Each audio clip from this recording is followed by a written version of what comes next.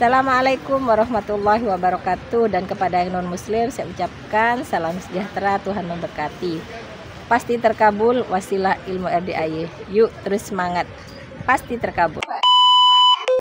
Apa ibu mau dikubur hidup-hidup nemenin bapak di dalam kuburan? Jawab. Nggak mau, tuh kan nama istri kurang ajar. Katanya sehidup semati.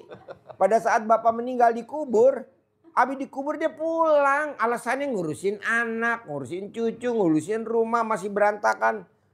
Jadi teman bapak dikubur siapa? Baca Quran. Nggak setia Pak ya? Nggak setia. Yang setia Quran. Betul. Jadi sekarang pilihannya, Baca Quran. kalau bapak ke proyek, apakah itu jadi teman kita dikubur? Enggak.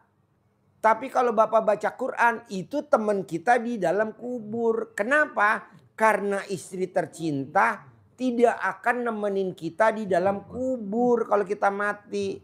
Dia cuma nganterin di kuburan, setelah itu ditutup pakai tanah, dia pulang. Alasannya kita tanya, kenapa pulang mah? Nggak sehidup semati. Nggak sehidup semati lah. Dulu waktu kamu pengantin baru, ada duit abang sayang, nggak ada duit ya gue tinggal. Izin Pak Haji. Ya. Saya sekarang ini fokus memperdalam RDI. RDI.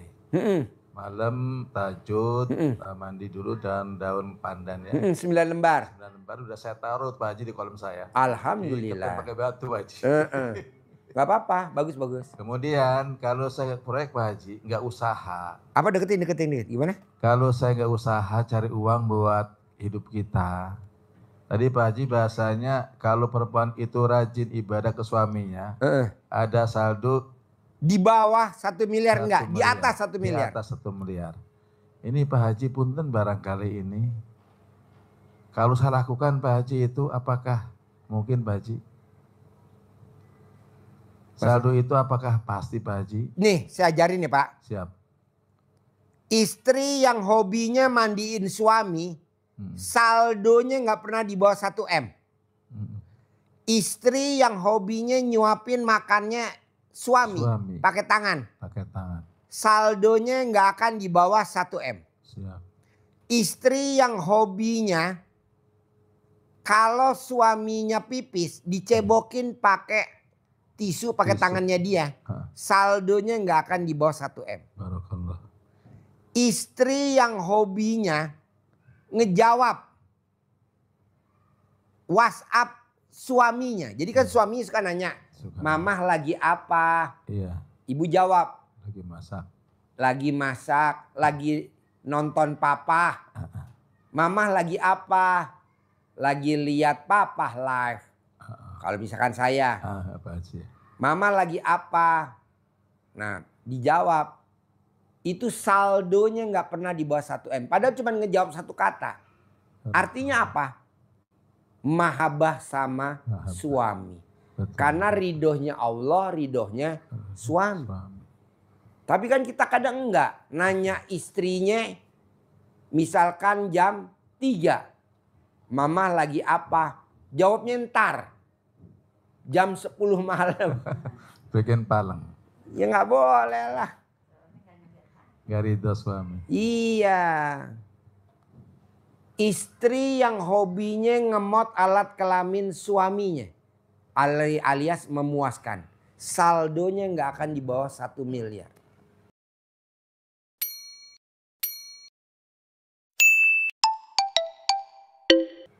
Coba ibu emot.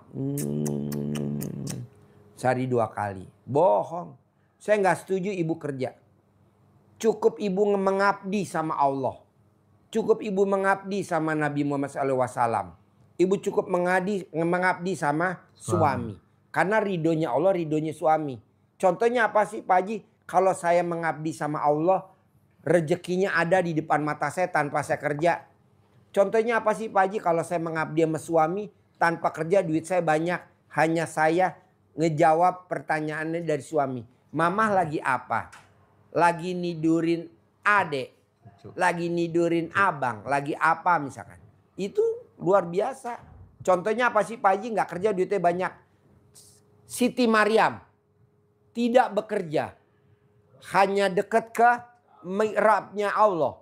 Hasilnya apa? Sehingga ditiru sama Nabi Zakaria. Coba, mana mic-nya? Ini dengerin. Iya Bapak. Tanpa kerja.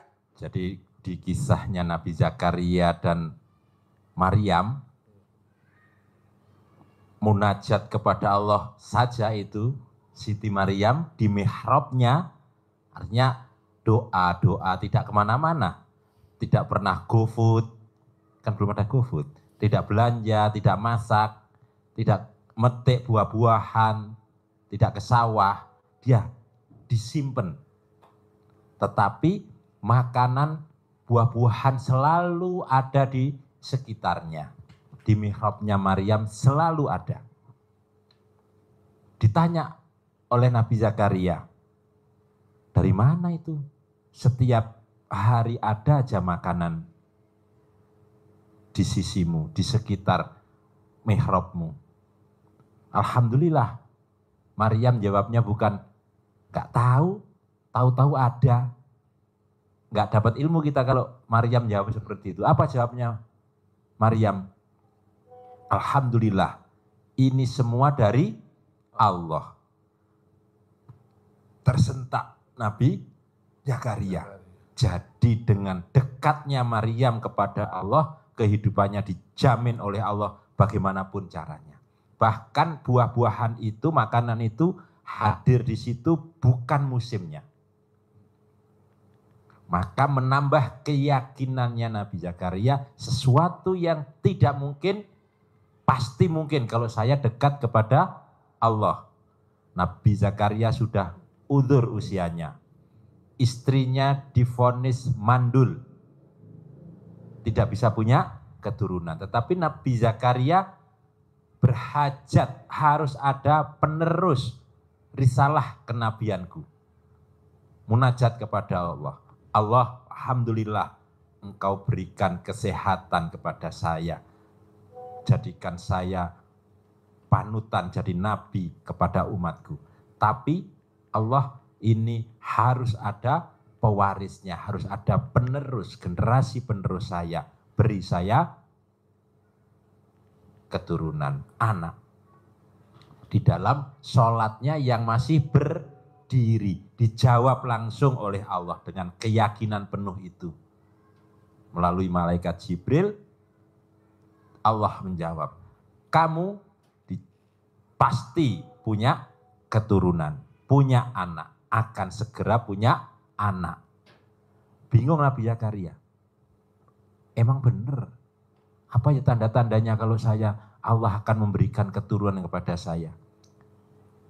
Tanda-tandanya kamu tidak akan bisa berbicara, tidak bisa berkomunikasi dengan manusia selama 3 masa.